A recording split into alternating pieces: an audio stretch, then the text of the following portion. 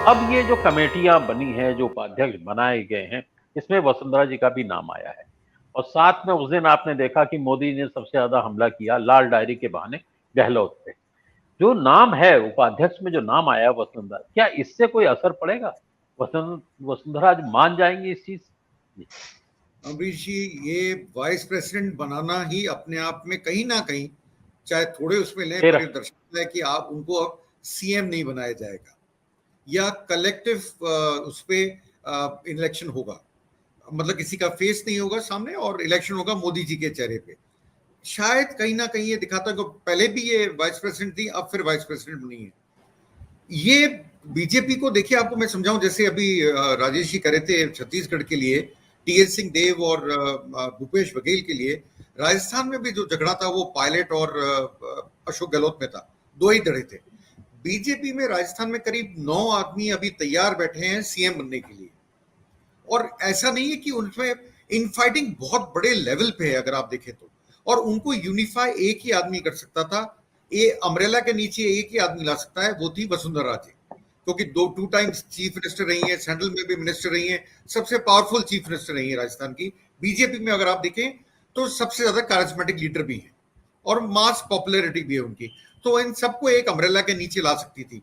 अब vice president बनने के बाद में, नाम आने के बाद में, मुझे लगता है कि किसी ना किसी तरह से उनको इशारा करा गया है कि हम किसी के चेहरे पे चुनाव नहीं लड़ेंगे।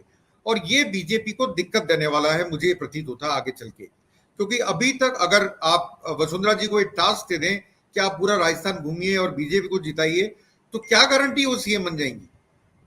कोई गारंटी तो है नहीं, क्योंकि फेस है नहीं।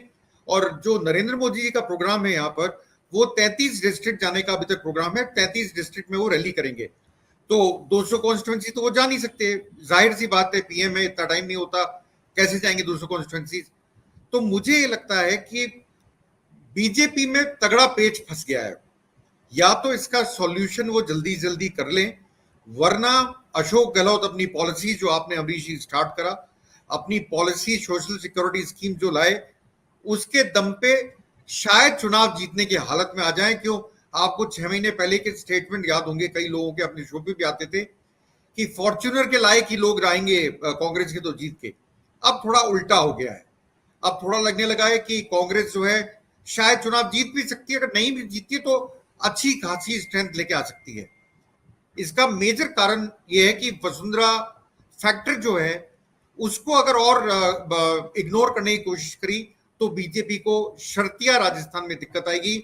और ये जो 9, जिसमें वसुंधरा जी भी इंक्लूड है, नेता हैं, जो 8 बचे हुए नेता हैं, वो टॉप 10 में भी नहीं आते। आपको बताऊं कि 1 to 10 वसुंधरा है राजस्थान में बीजेपी में, उसके बाद गिनती शुरू होती है।